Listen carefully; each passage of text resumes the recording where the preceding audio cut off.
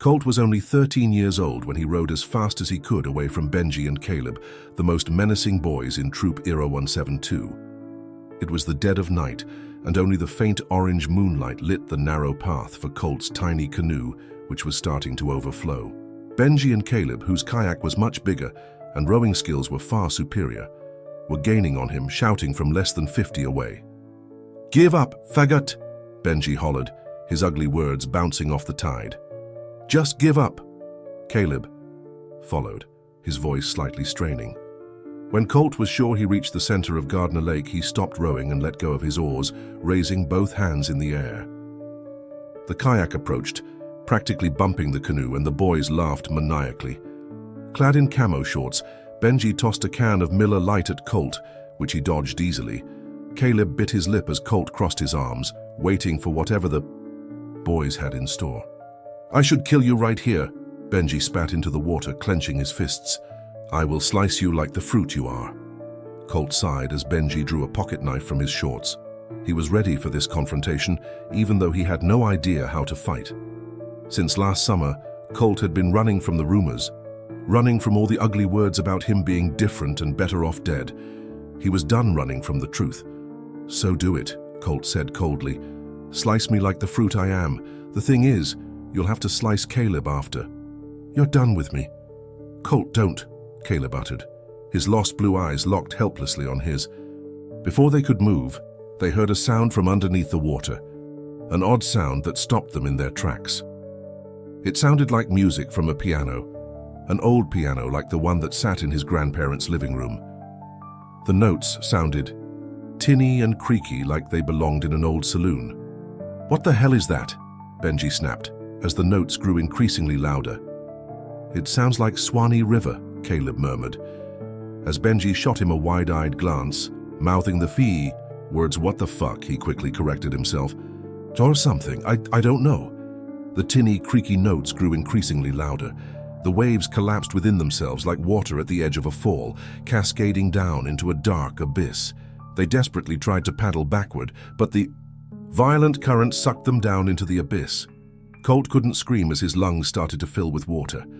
He held his breath, attempting to swim to the surface, but the downward current proved much too strong. Benji and Caleb must have sunk far beneath him, as he could only see the lake's murky water from all directions. Just when Colt thought he couldn't sink any deeper, his body smacked something hollow. For a moment everything went dark. When Colt opened his eyes, he found his body strewn out on an oak staircase, water rapidly entering his airways. He willed himself to hold his breath for just a little bit longer, as pieces of a brick or cavity wall penetrated the stairs above him. How long could he realistically hold his breath? Last summer, his older sister Nikki timed him for 2 minutes and complimented his lung capacity, or maybe it was 90 seconds. He wasn't sure and wasn't about to find out. Colt mustered the strength to propel his body upward. His entire body ached as he squeezed his arms behind his ears and pointed his feet together, kicking them like a dolphin's fin. Years later, he would be grateful for being the only kid in his friend group to make it to advanced level swim lessons. As Colt began to kick, he saw a shadow looming on the cavity wall, slowly creeping into focus. Out of the corner of his eye, he thought he saw a young boy floating in the entryway. He could only discern the boy's blonde hair and short stature. Turning his head, he realized the image of the boy belonged to a large portrait decaying on the wall of the house. Something was wrong, though, terribly wrong. As Colt propelled his body toward the surface, the cavity walls still surrounded him. The oak staircase stretched longer than it first appeared, now winding into the depths of the waters. The walls were lined with black and white portraits of men, women, and children. The portraits numbered in the dozens, several dozens even. Their faces were warped and pixelated. Some of their faces were devoid of expression altogether. Colt knew he was inside an old colonial house, but why was it underneath the water? Why did it seem so massive? Before he could comprehend these questions, the never-ending wall of portraits sank rapidly beneath him, along with the winding staircase. He grew dizzy watching the walls zoom past him and the stairs twist into a dark oblivion. He couldn't help but notice the faces in those warped and pixelated portraits were now visible, but looked like decomposing corpses. Nauseous and losing, consciousness, Colt swam as rapidly as he could to the surface. Only mere seconds passed before he popped his head above the water, taking long, gasping breaths. He heard voices, but the voices were muffled as he struggled to breathe normally. Something was wrong again. Benji and Caleb were back in their kayaks and looked completely dry. There was another boat next to theirs, Scoutmaster Jeff's, black and white motorized fishing boat. From their boats, the three of them stared at Colt, not in a menacing way, but with looks of genuine concern. Scoutmaster Jeff extended his long, hairy arm and pulled Colt into the boat. There was something about the Scoutmaster's smile that felt off to Colt, especially at this moment when his look of concern changed to a warm glance with a sparkly white smile.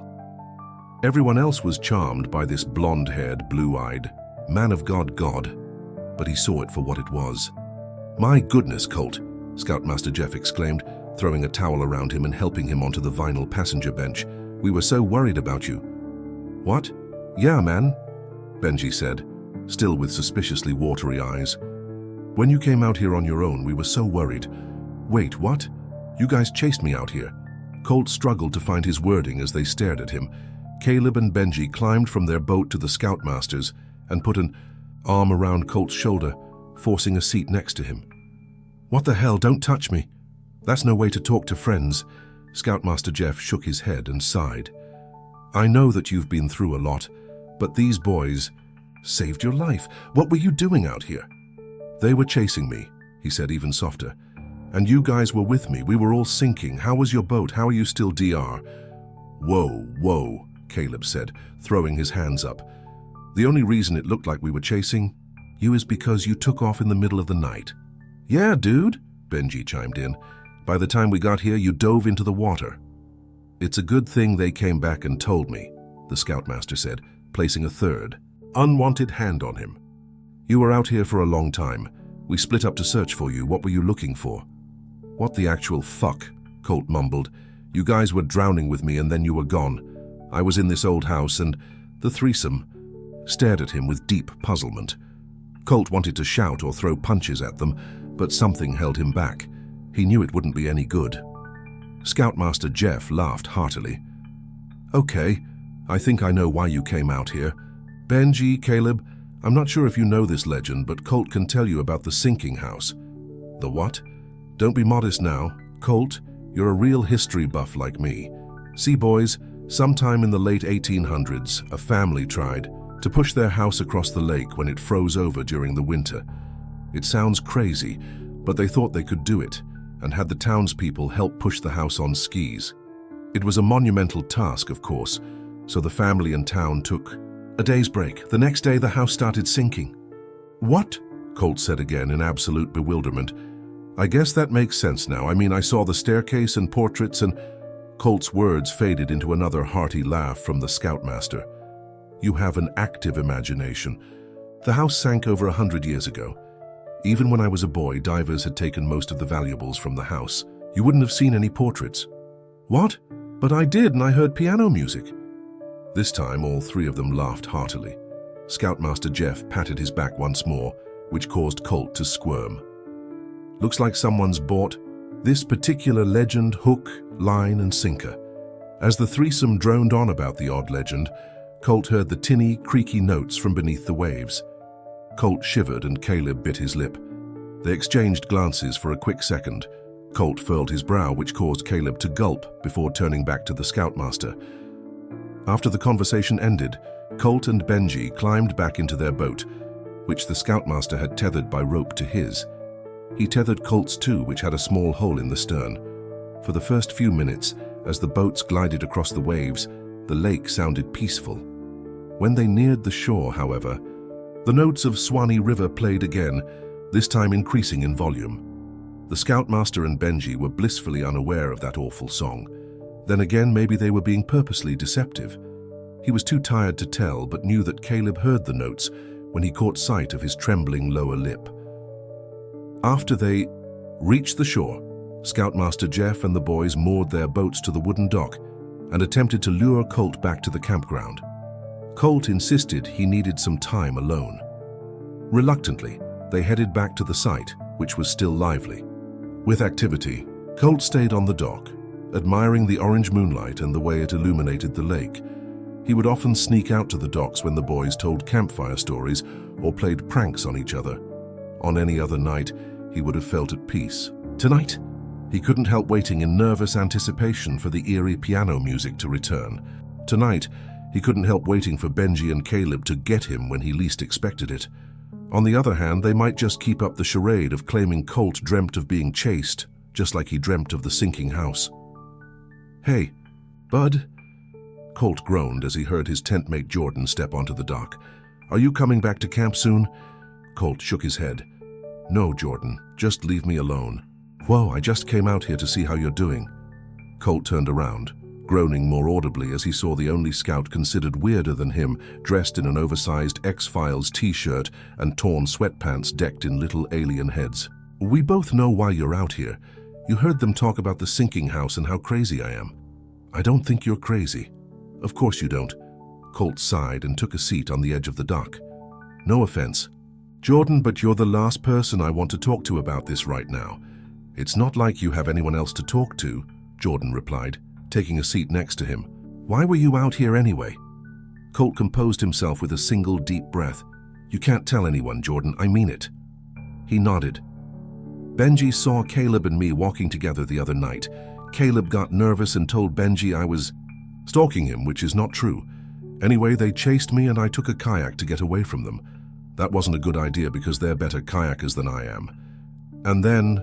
Colt looked up to see if Jordan was still listening, which he truly appreciated. The other scouts would have made fun of his lip by now, or told Colt he deserved it. "And then we heard this weird piano music and started drowning. I know it sounds crazy, but it was like we were sucked down a vacuum or portal or something. I ended up in this sunken house. It had a staircase and creepy portraits. I know it sounds unbelievable, but..." "You found the sunken house of Gardner Lake," Jordan exclaimed. "You would know their legend." "I do. I can't believe you found it." "Holy shit, dude." Colt smiled faintly as Jordan went on about how he researched the house on this website called the Shadowlands and always wanted to find the house. "Well, they don't believe me either. Then they're full of it. Everyone knows about the legend, and if they deny it, they're lying. To themselves." "I guess so." "All right," Jordan said, sighing and looking over his shoulder. "I'll tell you something too if you promise not to tell anyone." "Okay." "Last night, I saw a scout I didn't recognize. He was standing on the docks where we are now. He wore this old-school scout uniform, a khaki green shirt and pants like my dad had in the 70s. He said his name was, well, I forgot what it was exactly, but he was looking for our scoutmaster. I woke up the scoutmaster to find him. By the time we got there, he disappeared. You're saying you saw a ghost? All I know is there's a lot of strange stuff out here." "How did he react?" Colt laughed as Jordan made his best impression of Scoutmaster Jeff, bulging his muscles. "Listen to me, Geordie boy, I am your Scoutmaster. You must be a manly man like me and not believe in any ghost stories. He doesn't sound like Arnold Schwarzenegger. He might as well with his fake macho attitude." The boys joked and made impressions of Scoutmaster Jeff and the other campers until they drifted off to sleep. Colt had fallen asleep on the dock before, but tonight was different. Jordan knew he was weird and didn't care. Colt envied Jordan's carefree attitude and lack of humility. The dull sounds of crickets and waves lulled them to a deep slumber. A few hours before sunrise, Colt heard the tinny, creaky notes from beneath the waves again. The notes no longer resembled Swanee River, but a much older song, one he didn't recognize. It sounded classical, like Beethoven or Bach. Those were the only names Colt could recall from the short summer he took piano lessons. "Jordan, wake up!" Colt nudged him a few times until he gasped. "Jesus, dude, what is it? Do you hear that?" Jordan stretched his arms and then all of a sudden sprang to his feet. "Holy shit, dude. Where is that piano music coming from?" "Ah. You can hear it?" "Of course I can. Hey, Scoutmaster Jeff's boat is gone." With each passing note, the boys paced back and forth on the dock, wondering what to do. Colt checked the time, 3:00 a.m. Why would the Scoutmaster take his boat out this early? Where were the notes coming from and why were they so loud and unnerving? He had only a moment to contemplate these questions before his thoughts were interrupted by muffled screams. "Who the hell is that? Who's out?" Colt clasped Jordan's mouth as the muffled screams continued. The screams conjoined with the tinny, creaky notes paralyzed them in fear. Jordan gestured for Colt to jump into the kayak. Unwittingly, Colt followed. As they paddled deeper into the lake, they could no longer make out the screams or notes. Only the faint sound of the tide and a gust of wind remained. Oh my God! Colt could barely believe his eyes as he saw Scoutmaster Jeff's black and white, motorized fishing boat several yards away from them.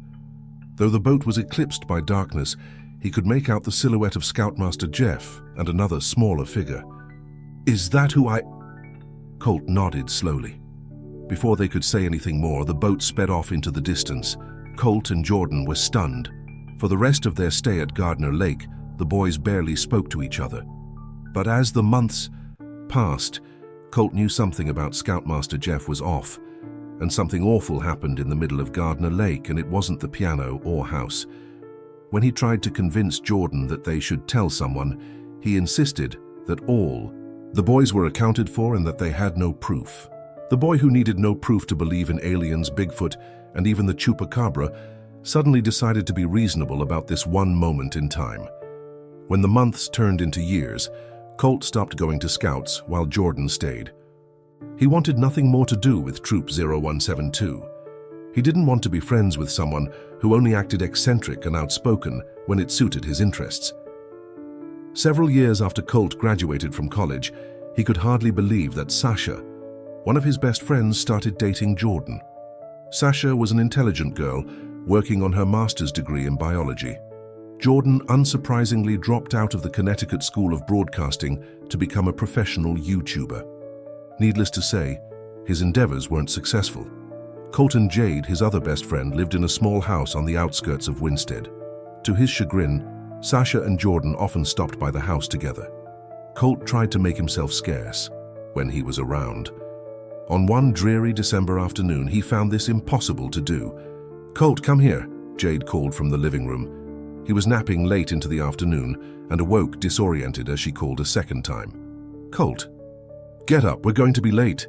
Jade, Sasha, and Jordan playfully snickered as he wandered into the room. He stared blankly at them for a few moments. Sasha and Jade in their long-sleeve satin dresses, and Jordan dressed head to toe in a taupe suit with a wool jacket. Jade and Sasha fidgeted with their purses while Jordan adjusted his cufflinks. "You seriously forgot." Sasha giggled. Jordan played with her hair until she smacked his hand away. "Hun, we're going to Samantha's wedding today." "You were sleeping all day," Jade said. "You were talking really loudly in your sleep and said you never knew why." "I don't remember that. And isn't she more of your friend, Sash?" "Yes, but—" "And Jade, weren't you going with Miguel?" She shook her head. "He cancelled at the last minute. He wasn't feeling well, so now you're my +1. "You're kidding." "I don't blame him. He's been through a lot these past few months." "So have you. Sorry, I didn't mean to." She sighed. "Don't worry about it. And But I'm ready to get my mind off things. It will be fun, I hope." "Where is it?" Colt asked, rubbing his eyes. "It's at the Viridian." Sasha perked up as she said the name. "It's a really adorable rustic venue on Gardner Lake." Colt and Jordan exchanged wide-eyed glances, chomping their lips. The girls didn't seem to notice as they gushed about the charm of the venue. Jordan missed several hints from Sasha as he checked something on his phone. "Wait," Jordan spoke. Hushedly, his eyes still locked on his screen. "Is this the same Samantha who was just engaged to a different guy last year?" "It was a few years ago, Jordan." Sasha groaned and nudged him. "She's been with this nice guy named Caleb for the past couple of years." Colt and Jordan exchanged the same glances, even more wide-eyed this time. "Saunders," Colt uttered. "Caleb Saunders." "How did you know?" they said in almost unison. "We went to Boy Scouts with him." Jordan looked up from his screen and exhaled deeply. "He's kind of an asshole." "Jordan." "No. Jordan's right? He and his best friend Benji used to pick on us when we were little." "That sucks, hun," Jade said, slinging an arm around his shoulder. "Kids are the absolute worst, but it's been like, what, 15 years?" "Almost." People change. Let's go, guys. Sasha tugged Jordan toward the door. What's wrong, Colt? Nothing. You sure? I got to get changed into something nicer and we'll go. Give me like 3 minutes, guys. They laughed as if they had forgotten about Colt in heist shirt and sweatpants. In his bedroom, Colt discovered the wedding invitation Jade dropped on his bureau. Caleb looked the same, only somehow blonder and more unhappy than he remembered. Him, as he stoically held a gleaming Samantha in front of a rose garden. The last time Colt saw him happy, they were 12 and holding each other in Caleb's bedroom, genuinely enjoying each other's company. Caleb's father hosted scout meetings, which often led to the boys sneaking off while the other parents and kids engaged in some menial activity. The boys had been best friends since elementary school and even took piano lessons together. Swanee River was one of the first songs they learned on the piano. The closer they grew, the angrier his father became.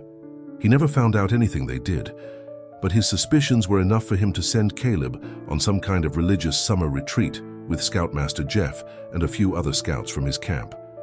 By the time Colt inquired about the trip, Caleb had already left.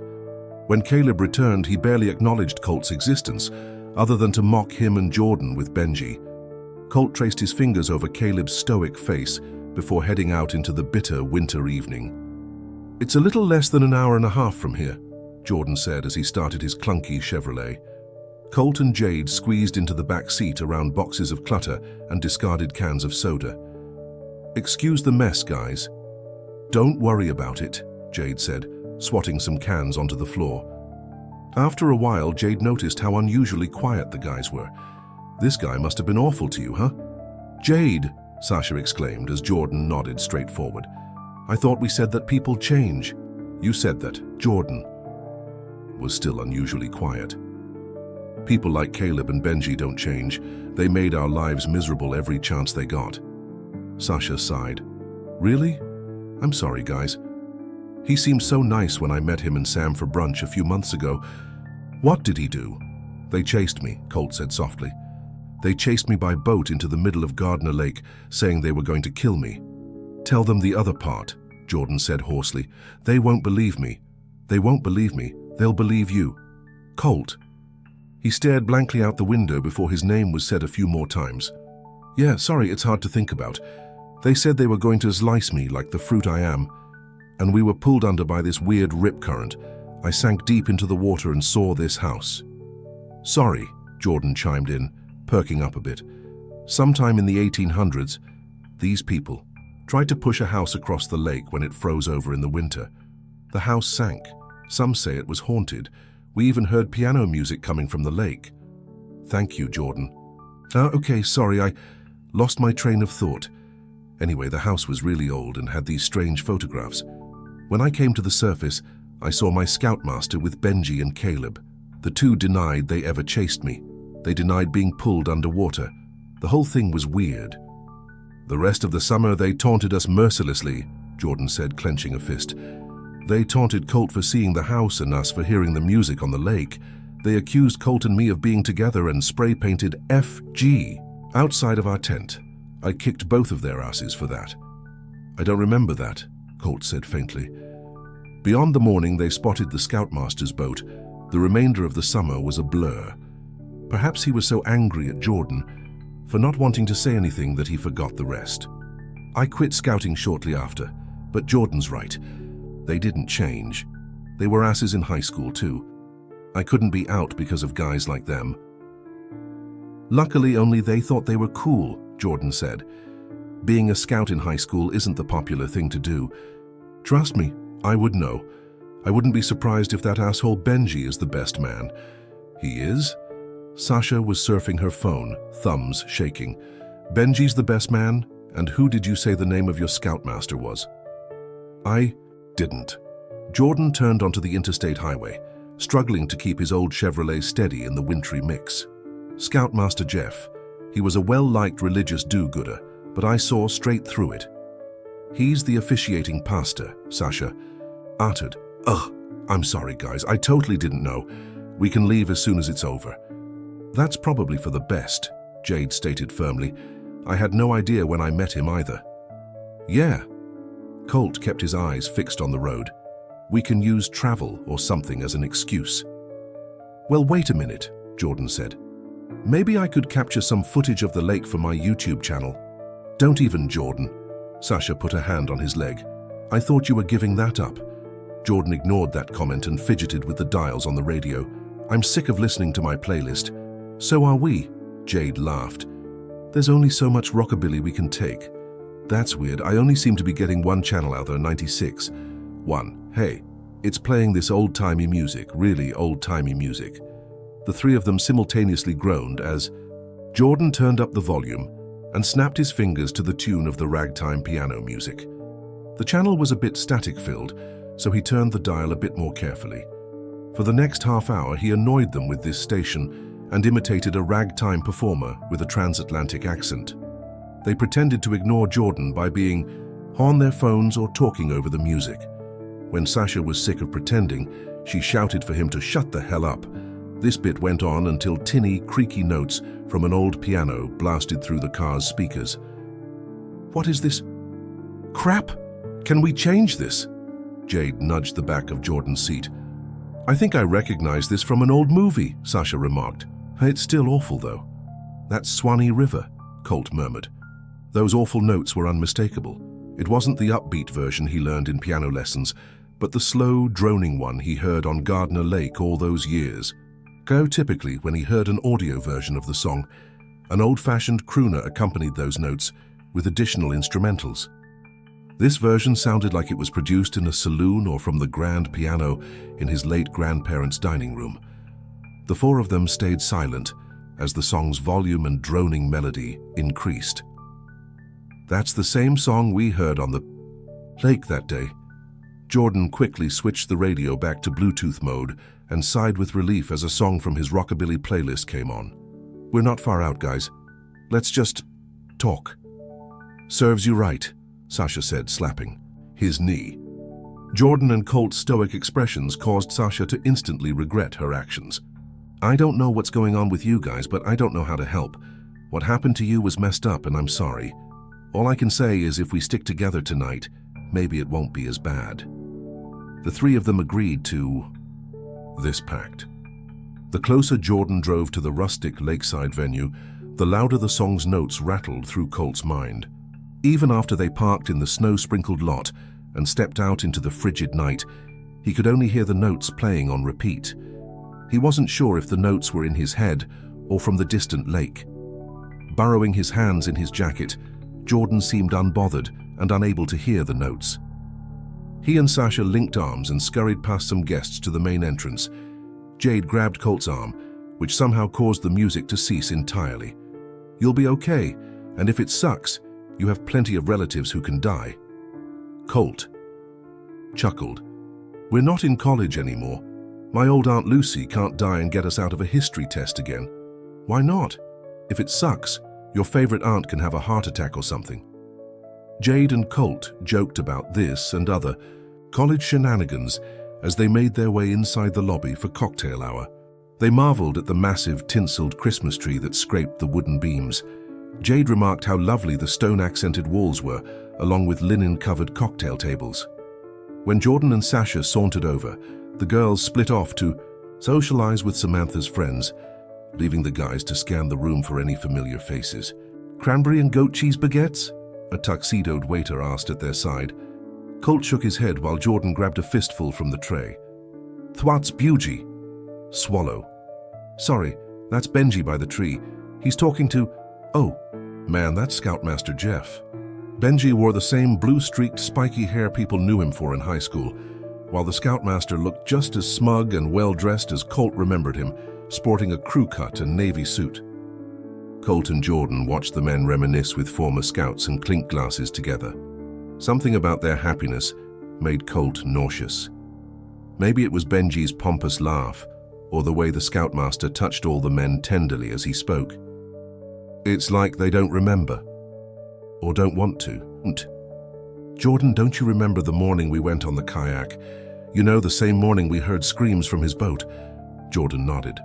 "Why didn't you say anything?" "I don't know. Maybe I was too scared. Who knows? How many? Sorry." Colt willed himself to stop, exhaling deeply. The bulbs from the Christmas tree started to flicker. They flickered bulb by bulb, first in columns, then circling the tree the way a snake circles and encloses its prey. Colt grabbed Jordan's arm as the bulbs started to burst. No other soul seemed to notice as glass burst onto the floor. Benji and the Scoutmaster laughed heartily with the others, unbothered by the glass raining upon their heads. They couldn't scream, they couldn't move. Colt rapidly blinked, hoping his eyes deceived him, but when he locked eyes with the group again, the men looked like teenage boys, wearing their tan shirts and long green shorts. The Scoutmaster remained his current age, caressing each boy's back. "Jordan, are you seeing this? Jordan, what the hell's going on?" "I have no idea." Before they could say anything more, the glass from the chandelier burst into thousands of pieces. Jordan and Colt were unable to avoid the shards that pierced their shoulders. The 100 other guests carried on as if the glass wasn't falling into their food and drinks. Jordan yelled as a shard sliced the top of his ear. He cupped his ear, but blood trickled through his fingertips. Colt reached to help, but then hit the floor as 2 more chandeliers exploded along with the last lingering light in the room. In the darkness, Colt saw the faint flicker of a flashlight. The light illuminated the faces of a dozen boys, all different ages, bringing their forefingers to the brim of their hats. Some of the boys wore the older uniforms Colt only saw in photographs, sporting 5-button choke collar coats and canvas leggings. Their faces looked older too, with stoic expressions and oil-slicked hair sticking out of their caps. In unison, the boys recited the code. "On my honor, I will do my best to do my duty to God and my country, and to obey the Scout law. Help other people at all times, keep myself physically strong, mentally awake and morally straight." Despite standing right in front of him, the boys' voices were hollow and grainy. They sounded as if they were pre-recorded on a wax cylinder, gramophone, or an even older device. The boys repeated the oath once more, their words bellowing in the darkness. The words, "help other people at all times," caused Colt to tremble. As the light shined on the Scoutmaster's equally stoic expression, "Guys, are you okay? Hello?" As 2 fingers snapped, Colt and Jordan regained a sense of their surroundings. The lobby returned to its former glory with all the lights, tree bulbs, glass, and even Jordan's ear intact. They brushed themselves off, anxiously checking their surroundings. It took several seconds for them to gather their composure and move into the reception room with the other guests. "What the hell was that?" Jade asked. "I don't know." By the time they began to comprehend the preceding events, the guests were seated in the reception wall, which was filled to the brim with beautifully hand-carved wooden chairs. Sasha and Jade gawked at the elegant white runner and the rose-covered altar, while Colt and Jordan scanned the crowd for anyone who looked the slightest bit unusual or out of place. When they were sure that their minds were cohesive, the reception commenced. For some reason, Colt felt an overwhelming sense of drowsiness when Scoutmaster Jeff took his place by the altar. He could barely keep his eyes open when Caleb walked down the aisle. Unlike his invitation picture, he seemed full of life with his raised cheeks and a wide smile. He met Colt's gaze for only a moment before his eyes darted elsewhere. As the groomsmen and bridesmaids took their positions, Colt's head nodded up and down, his muscle tone decreasing, thoughts draining to inconsequential images of a teenage. Jordan and Colt playing cards in the tent, Jordan entering another tent, Caleb standing alone on the docks, and Benji drinking a can of beer. As Caleb and Samantha were pronounced husband and wife, these images drained to darkness. Colt knew he wasn't sleeping, however, as his body led him to the dining area of the hall, where the 4 of them were seated at a table of 8. "That was beautiful," Sasha said, a bit teary-eyed. "You meant the ceremony, of course." "It was quite a good ceremony," Jordan yawned. "I'm not into all that religious stuff, but their vows were beautiful." "I agree. I often thought about what my wedding would be like." "What did you think, Colt?" Jade waved a hand in front of Colt's face. "Earth to Colt?" "Yeah, no, it was good. I'm just tired." A boy with a khaki green shirt and pants came into his line of sight, gaping at Scoutmaster Jeff from a nearby punch bowl. "Hey, do you guys see that weird kid by the punch bowl?" "Colt, that's not nice," Jade said. But yes, it's kind of weird to see a kid wearing a Boy Scout uniform. The boy took slow, almost robotic movements toward Scoutmaster Jeff's chair. No, he is weird, Sasha said. Who dresses their kid like that for a wedding? Oh, God. Jordan, what's wrong now? You two have been acting weird and quiet all night. I saw that same kid when I was little. Jordan's voice cracked when he spoke. We were camping on Gardner Lake. He was standing on the docks, just staring out into the darkness. He wanted me to bring him the Scoutmaster. By the time I brought the Scoutmaster there, he was gone. That's creepy, Sasha said, flicking the band of her watch. But it can't be the same kid, Jordan. That was many years ago. No, Sash, he's wearing the same uniform he did that day. You see that hat he's wearing? It's called a beret or garrison cap. My dad wore the same thing when he was a scout in the 70s. The four of them watched as the boy tapped the Scoutmaster on his shoulder. Scoutmaster Jeff turned around, his jaw dropping as he saw the little boy. The other adults at the table smiled widely at the little boy's presence, many wondering out loud if he was a family member or related to someone in the wedding party. Can I help you? Scoutmaster Jeff asked, forcing a joyful tone. You're dressed up tonight. If you tell the truth, you will save us all, the boy said, his face and tone completely deadpan. What was that, buddy? If you tell the truth, you will save us all, the boy screamed, drawing the table to complete silence. At the end of the table, someone shattered a wine glass. I'm sorry, is your mommy or daddy nearby? Your parents are my parents, the boy said firmly. If you tell the truth, you will save us all. All eyes were on the Scoutmaster and the boy. All voices ceased, save for the distant wedding band. The Scoutmaster stood up from the table and kneeled at the boy's level. I'm sorry, everyone. I recognize you now, William. You've gotten so big. I'm sorry, everyone. That's my cousin Henry's kid. His family's going through a tough time. The Scoutmaster grabbed the boy by the hand and squeezed. Your daddy went outside to get some fresh air. Let's go find him. Your parents are my parents.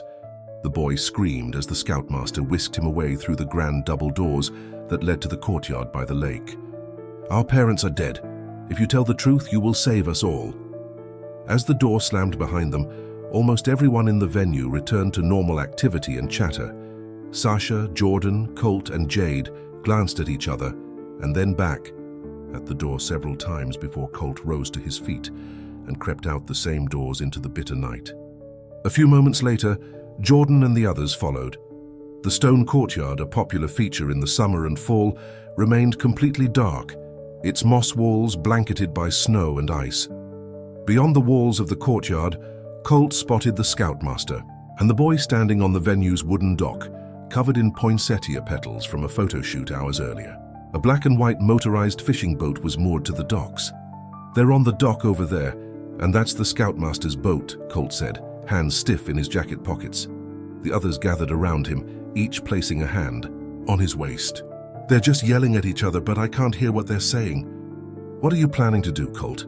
Jordan's voice trembled at the word do. Whatever you're doing, please be careful, Jade followed. Sasha nodded. What's the plan, Colt? What do you mean? Colt said.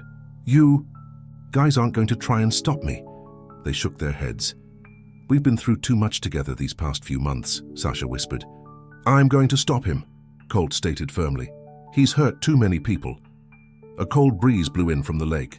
From inside the venue, they could hear the band playing the recessional song and loud cheers as the wedding party entered the room. As the music and cheers carried into the night, the Scoutmaster glanced over his shoulder, taking a few steps away from the boy. Then he ran a full sprint back into the venue, not even noticing them.